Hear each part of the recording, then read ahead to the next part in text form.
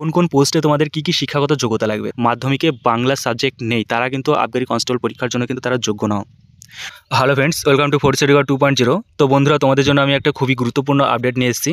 তো দেখো, তোমরা যারা পুলিশ অ্যাসপিরেন্ট আছো তাদের কিন্তু সবারই মোটামুটি স্বপ্নের চাকরি হচ্ছে কি পশ্চিমবঙ্গ আবগারি পুলিশের চাকরি। তো এই চাকরি সম্পর্কে আমি যাবতীয় ডিটেলস তোমাদের আলোচনা করতে এসেছি। তো দেখো, তোমাদের কতগুলি শূন্যপদ থাকবে, বিজ্ঞপ্তি প্রকাশের ডেট, যাবতীয় ডিটেলস, সমস্ত পোস্ট ওয়াইজ সমস্ত ডিটেলস কিন্তু আমি ভিডিওতে আলোচনা করতে এসেছি।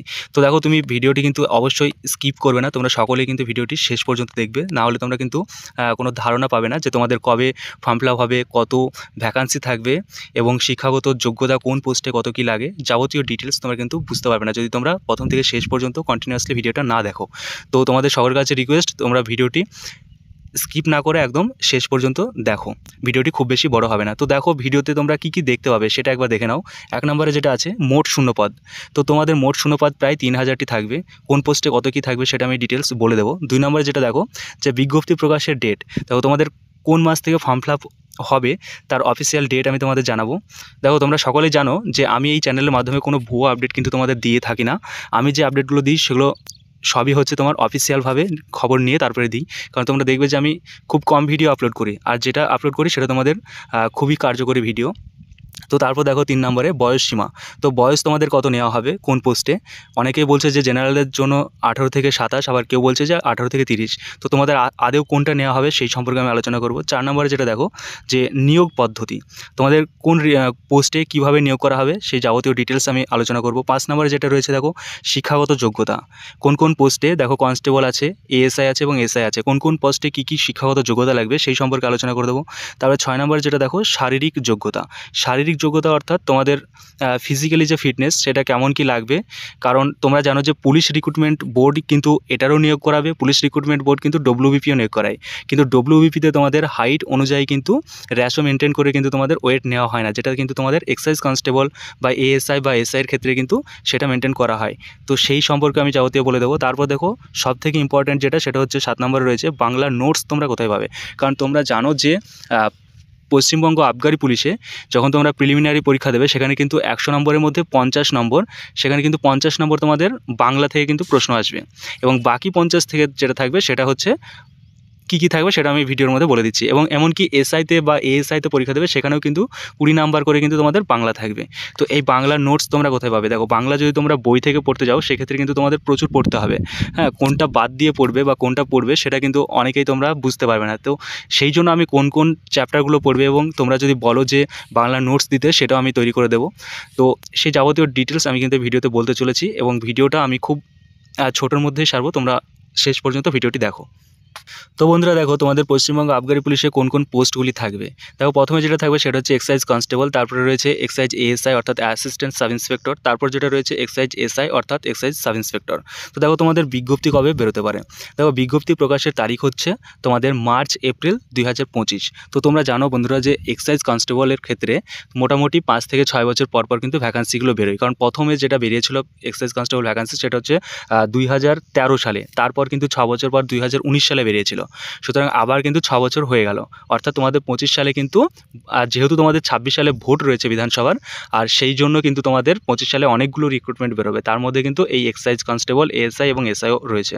তো দেখো, আবার কিন্তু তোমাদের 6 বছর হয়ে গেল, 19 সালের পর কিন্তু আবার 6 বছর হয়ে গেল, সুতরাং তোমাদের 25 সালে কিন্তু বেরোবেই। এবং এই পুলিশের ফর্মগুলো কিন্তু তোমরা জানো যে সাধারণত বছরের প্রথম 6 মাসের মধ্যেই কিন্তু ফিল আপ হয়। তো সেই জন্য তোমরা ধরে রাখতে পারো যে মার্চ এপ্রিলের মধ্যে কিন্তু তোমাদের আবগারি পুলিশের কনস্টেবল এএসআই এবং এসআই ভ্যাকান্সির ফর্ম ফিল আপ কিন্তু শুরু হয়ে যাবে। তো মোট শূন্যপদ কত থাকবে। দেখো, মোট শূন্যপদ কিন্তু থাকবে তোমাদের প্রায় 3000টি। ঠিক আছে, প্রায় 3000টি পদের বিজ্ঞপ্তি কিন্তু বেরোতে চলেছে। দেখো, সম্প্রতি একটি আরটিআই কপিতে আবগারি ডিপার্টমেন্টের মোট শূন্যপদ জানা গিয়েছে কি কনস্টেবল 1007টি, এএসআই 594টি এবং এসআই রয়েছে 380টি, অর্থাৎ টোটাল দাঁড়াচ্ছে 1981। দেখো, এটা হচ্ছে কিন্তু 2024 সালের আরটিআই কপি, 2025 সালে নয়। তো 2025 সালে কিন্তু অনেক ভ্যাকান্সি বা শূন্যপদ কিন্তু বেড়েছে, যেটা তোমাদের প্রায় 3000-এ গিয়ে কিন্তু দাঁড়াবে। তো বন্ধুরা এবার দেখো বয়স সীমা 3 নম্বরে রয়েছে বয়স সীমা। বয়স সীমা তোমাদের কেমন নেওয়া হবে দেখো, ইউআরদের জন্য 18 থেকে 23 বছর এবং ওবিসি 3 বছর, এসসি 5 বছর এবং এসটি 5 বছর ছাড় পাবে। তো দেখো অনেকেই বলছে ইউআরদের জন্য 18 থেকে 30 বছর নেওয়া হবে, এর কোনো অফিসিয়াল ভিত্তি নেই। তোমরা জানো যে 2021 সালে ডব্লিউবিপি কনস্টেবলের ক্ষেত্রে ইউআরদের জন্য 18 থেকে 30 বছর বয়স কিন্তু নেওয়া হয়েছিল এবং 3 বছর ওবিসি, 5 বছর এসসি, 5 বছর এসটি এরা কিন্তু যেমন বয়সে ছাড় পায় তেমন কিন্তু ছাড় পেয়েছিল। কিন্তু তারপর বোর্ড আবার তা আগের মতোই কিন্তু বয়সসীমা করে দিয়েছে। কিন্তু এখানে তোমাদের আমি একটা কথা বলি, দেখো 2021 সালে কিন্তু বিধানসভার ভোট ছিল, যেটাতে মুখ্যমন্ত্রী স্বয়ং নির্বাচন হয়। তো সেই জন্য কিন্তু ওই সময় যে নিয়োগটা হয়েছিল সেখানে হতে পারে যে ভোটে একটা এফেক্ট পড়বে, যার কারণে মুখ্যমন্ত্রী এই ছাড়টা দিয়েছিল, 18 থেকে 30 করেছিল। অথবা দীর্ঘ যে সময়সীমা একটা পার হয়েছিল করোনা, তো সেই জন্যও হয়তো বয়সটা বেড়েছিল, যে কোনো একটা হতে পারে। তো আবারও যেহেতু 2026 সালে বিধানসভার ভোট আছে, যেখানে মুখ্যমন্ত্রী স্বয়ং নির্বাচন হবে, তো সেই জন্য যিনি আমাদের মুখ্যমন্ত্রী আছেন তিনি কিন্তু চাইলে কিন্তু এবছরেও আবগারি পুলিশ বা ডব্লিউবিপির যে রিক্রুটমেন্টই বেরোবে না কেন, সেখানেও কিন্তু চাইলে কিন্তু 18 থেকে 30 কিন্তু করতে পারে, করার কিন্তু অনেক বড় সম্ভাবনা রয়েছে। এবার তোমরা জানতে চাও যে তোমাদের বয়স সীমা কোন তারিখ হিসেবে ধরা হবে। তো দেখো তোমাদের বয়স সীমা কিন্তু গণনা করা হবে 1/1/2025 তারিখে। যদিও এটা মার্চ এপ্রিলের দিকে কিন্তু ফর্ম ফিল আপ হবে, তারপরেও কিন্তু তোমাদের বয়স গণনা করা হবে 1/1/2025 তারিখ হিসাবে। অর্থাৎ এই তারিখের হিসাবে তোমাদের 18 থেকে 30 বয়স হতে হবে ফর জেনারেল, এবং এসসি এসটি ওবিসি যারা আছে তারা তাদের নির্দিষ্ট নিয়ম মাফিক এই ছাড়গুলো কিন্তু তারা পেয়ে থাকবে। তো এবার দেখো বন্ধুরা তোমাদের নিয়োগ পদ্ধতি, তোমাদের নিয়োগ কিভাবে হবে। দেখো ফর এক্সাইজ কনস্টেবলের নিয়োগ যেটা হবে, এক্সাইজ কনস্টেবলের ক্ষেত্রে প্রথমে একটা প্রিলিমিনারি পরীক্ষা হয়, যেটা 100 নম্বর। ঠিক আছে, এর যাবতীয় বিভাগগুলো কিন্তু আমি দেখো নিচে দিয়ে দিয়েছি, সেটা বলে দিচ্ছি। 2 নম্বরে যেটা হয় সেটা হচ্ছে পিএমটি ও পিইটি। 3 নম্বরে যেটা হয় সেটা হচ্ছে মেন্স পরীক্ষা 90 নম্বর, যেটা তোমাদের ডব্লিউবির ক্ষেত্রে কিন্তু হয় 85। তারপরে রয়েছে ইন্টারভিউ 10 নম্বর। তো দেখো এক্সাম প্যাটার্নটা কীভাবে হবে। এক্সাইজ কনস্টেবলের ক্ষেত্রে তোমার বাংলা থেকে থাকবে 50 নম্বর, জিকে থেকে থাকবে 30 নম্বর এবং জিআই থেকে থাকবে 20 নম্বর। এখানে কিন্তু ম্যাথ থাকে না, এক্সাইজ কনস্টেবল প্রিলিমসের ক্ষেত্রে কিন্তু ম্যাথ থাকে না। তো দেখো এইটা কিন্তু বাধ্যতামূলক নয় যে এই প্যাটার্নেই কি পরীক্ষাটা হবে। কেন বলছি দেখো, বাংলা থেকে 50 নম্বর থাকবে, এটা কিন্তু মাস্ট। কিন্তু জিকে এবং জিআইয়ের ক্ষেত্রে নম্বরটা কিন্তু কম বেশি হতে পারে। যেমন 2019 সালের কথা বলছি, 2019 সালে যে প্রিলিমস পরীক্ষা হয়েছিল, যেটার সঙ্গে আমি নিজেও দিয়েছিলাম, তো সেক্ষেত্রে কিন্তু জিকে থেকে কোয়েশ্চেন ছিল 37টা, 30টা নয় 37টা, এবং জিআই থেকে ছিল মাত্র 13টা। তো জিকে জিআই মিলিয়ে তোমাদের মোট 50টা থাকবে এবং বাংলা থেকে থাকবে 50টা।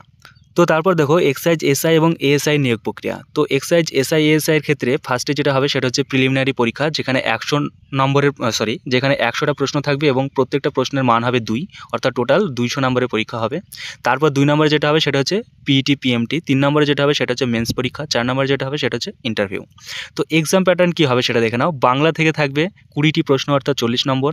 তারপর দেখো জিকে থেকে থাকবে 20টি প্রশ্ন অর্থাৎ 40 নম্বর। জিআই থেকে থাকবে 20টি প্রশ্ন 40 নম্বর। ইংরেজি থেকে থাকবে 20টি প্রশ্ন 40 নম্বর। ম্যাথ থেকে থাকবে 20টি প্রশ্ন 40 নম্বর, অর্থাৎ টোটাল 100টি প্রশ্ন 200 নম্বর, যেটা তোমাদের এএসআই এবং এসআইয়ের ক্ষেত্রে থাকবে। তো দেখো এই যে এক্সাম প্যাটার্ন যেটা বললাম, এটা কিন্তু ফর প্রিলিমিনারি, নট মেন্স।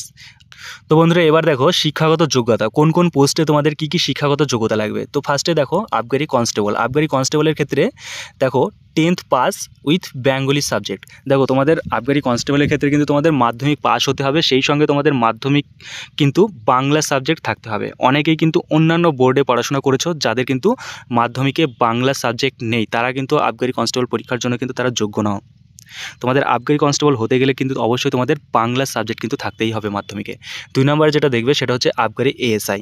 আবগারি এএসআই এর জন্য তোমাদের এইচএস শিক্ষাগত যোগ্যতা দরকার। তারপর যেটা রয়েছে সেটা হচ্ছে আবগারি এসআই, যেখানে তোমাদের যে কোনো শাখায় তোমরা গ্র্যাজুয়েশন হতে পারো, বিএ বিএসসি বিকম যে কোনো শাখায় হতে পারো। তারপর দেখো শারীরিক যোগ্যতা কী লাগবে, যেটা ছেলেদের জন্য 167 সেন্টিমিটার উচ্চতা লাগবে এবং চেস্ট বা বুকের ছাতি লাগবে 78-83, অর্থাৎ না ফুলিয়ে 78 সেন্টিমিটার এবং ফুলিয়ে 83 সেন্টিমিটার। এবং রান যেটা হবে সেটা হচ্ছে তোমাদের 1600 মিটার রান হবে, 6.5 মিনিট টাইম থাকবে ছেলেদের, যেটা ডব্লিউপির মতোই। কিন্তু মেয়েদের দেখো কিছুটা আলাদা। মেয়েদের জন্য 160 সেন্টিমিটার উচ্চতা লাগবে, বুকের ছাতি বা চেস্ট লাগে না, কিন্তু এদের রানে একটা বিশাল ফেসিলিটি, সেটা হচ্ছে মাত্র 400 মিটার রান হবে, যেখানে তোমাদের সময় থাকবে 2 মিনিট। তোমরা দেখে থাকবে যে ডব্লিউপি কনস্টেবলে তোমাদের 800 মিটার রান হয়, যেখানে 4.5 মিনিট টাইম থাকে, কিন্তু আবগারি কনস্টেবলের ক্ষেত্রে তোমাদের রান হবে মাত্র 400 মিটার এবং সময় থাকবে 2 মিনিট। তো যে সমস্ত মেয়েরা তোমরা আছো যারা রানে দুর্বল আছো, তো তাদের জন্য কিন্তু একটা ভালো সুযোগ বলতে পারো এটা। তো বন্ধুরা, এরপর দেখো সবচাইতে গুরুত্বপূর্ণ যে বিষয়, সেটা হচ্ছে বাংলা নোটস কোথায় পাবে। দেখো বাংলা নোটস তোমরা কোথায় পাবে, কারণ তোমরা জানো যে তোমাদের কনস্টেবল এবং এএসআইএসআইয়ের ক্ষেত্রে প্রত্যেকটা ক্ষেত্রেই কিন্তু তোমাদের প্রিলিমিনারিতে বাংলা থাকবে। কনস্টেবলের ক্ষেত্রে 50টি প্রশ্ন থাকবে এবং এএসআইএর ক্ষেত্রে কিন্তু 20টি করে কিন্তু বাংলা প্রশ্ন থাকবে। সুতরাং তোমাদের বাংলা কিন্তু পড়তেই হবে। বাংলা যদি তোমরা না পড়ো, সেক্ষেত্রে কিন্তু তোমাদের স্বপ্নের যে চাকরি, আবগারি পুলিশের চাকরি, সেটা কিন্তু তোমরা পাবে না। সুতরাং তোমাদের বাংলা পড়তে হবে। তো দেখো বাংলার নোটস তোমরা কোথায় পাবে, কীভাবে পাবে, সেটা আমি বলে দিচ্ছি। দেখো বন্ধুরা, তোমরা যদি বই থেকে এই সাবজেক্টটি পড়তে চাও, সেক্ষেত্রে কিন্তু তোমাদের অনেক বেশি পড়তে হবে, কেননা কোনগুলো তোমরা পড়বে এবং কোনগুলো তোমরা বাদ দেবে বই থেকে, সেটা কিন্তু বোঝা অনেক কঠিন। তো তাই বাছাইকৃত নোটস যদি তোমরা নিতে চাও, তাহলে তোমরা কমেন্ট করো, আমরা পিডিএফ বানিয়ে কিন্তু তোমাদের মধ্যে প্রোভাইড করে দেবো। এর জন্য কি করতে হবে, এর জন্য তোমাদের কিন্তু চ্যানেলটিকে সাবস্ক্রাইব করতে হবে এবং ভিডিওটি লাইক দিয়ে কিন্তু তোমাদের বন্ধুর মধ্যে শেয়ার করে দিতে হবে। এরপর দেখো, তোমরা পশ্চিমবঙ্গ আবগারি পুলিশ পরীক্ষার জন্য বাংলা থেকে কোন কোন চ্যাপ্টারগুলো পড়বে, সেই বাংলা সিলেবাস আমি তোমাদের একবার বলে দিচ্ছি। ফার্স্টে দেখো ভাষা ও উপভাষা, সেকেন্ডে রয়েছে বর্ণধ্বনি, তারপর রয়েছে প্রকৃতি ও প্রত্যয়, বাগধারা, সন্ধিবিচ্ছেদ, এক কথায় প্রকাশ, লিঙ্গ পরিবর্তন, কারক ও বিভক্তি, সমাস, সমর্থক শব্দ, বিপরীত শব্দ, পদ পরিবর্তন, শব্দভাণ্ডার।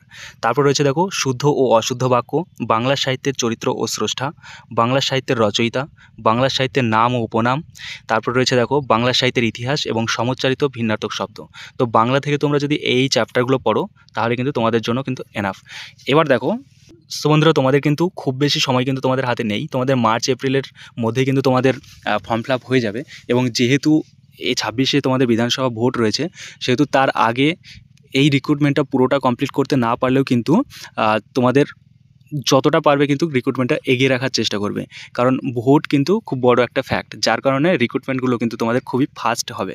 তো সেজন্য কিন্তু তোমাদের বাংলা কিন্তু এখন থেকে তোমাদের পড়াশোনা শুরু করে দিতে হবে। তো বন্ধুরা, তোমাদের হাতে কিন্তু আর খুব বেশি সময় নেই। তোমাদের মার্চ এপ্রিলের দিকে কিন্তু তোমাদের ফর্ম ফিল আপ শুরু হয়ে যাবে, আর তোমরা জানো যে তোমাদের 26 সালে কিন্তু ভোট রয়েছে। সুতরাং তোমাদের রিক্রুটমেন্ট কিন্তু খুব বেশি ঢিলে করবে না, যতটা সম্ভব কিন্তু সরকার চাইবে যে খুব তাড়াতাড়ি কিন্তু রিক্রুটমেন্টগুলো কমপ্লিট করতে, কারণ সরকার কিন্তু পিআরবি বোর্ডকে যথেষ্ট চাপে রাখবে, যাতে তারা খুব দ্রুত কিন্তু এই প্রক্রিয়াগুলো সম্পূর্ণ করতে পারে। তো এছাড়াও কিন্তু আবগারি পুলিশের যে সার্কেলগুলো রয়েছে, রেঞ্জগুলো রয়েছে, সেখানে কিন্তু যথেষ্ট কর্মীর অভাব রয়েছে। সুতরাং তাড়াতাড়ি রিক্রুটমেন্টগুলো কিন্তু কমপ্লিট করার প্রবল সম্ভাবনা রয়েছে, এবং তার জন্য কিন্তু তোমাদের নতুন করে কিন্তু এই বাংলা পড়া শুরু করতে হবে। তাই তোমাদের বাংলা কিন্তু তোমরা এখন থেকে কিন্তু পড়া শুরু করে দাও, কারণ বাংলা তোমাদের প্রিলিমিনারিতেই কিন্তু লাগবে। এমন নয় যে প্রিলিমিনারি পাস করলে তোমরা মেনে গিয়ে তোমাদের বাংলা লাগবে, মেনে গিয়ে তোমাদের বাংলা লাগবে না, তোমাদের প্রিলিমিনারি অর্থাৎ ফার্স্ট পরীক্ষাতে তোমাদের বাংলা দরকার। আর বাংলা তোমরা না জানলে কিন্তু তোমরা পরীক্ষায় পাস করতে পারবে না, কারণ বাংলাতে তোমাদের 50টি প্রশ্ন থাকবে 100-এর মধ্যে। সুতরাং বাংলা তোমাদের কিন্তু পড়তেই হবে। এবার বাংলার নোটস যদি তোমাদের দরকার থাকে, সেক্ষেত্রে তোমরা কমেন্টস করো, বা আমার যে হোয়াটসঅ্যাপ নাম্বার আছে সেখানে তোমরা যোগাযোগ করো। আমি তোমাদের বাংলার নোটসের পিডিএফ কিন্তু তৈরি চলছে, আমি তোমাদের কিন্তু প্রোভাইড করে দেবো। তো জয় হিন্দ বন্ধুরা, এখানে ভিডিওটি শেষ করলাম। আর অবশ্যই তোমরা কিন্তু আমার চ্যানেলটিকে সাবস্ক্রাইব করবে এবং লাইক, কমেন্ট এবং শেয়ার তো অবশ্যই করবে। Thank you.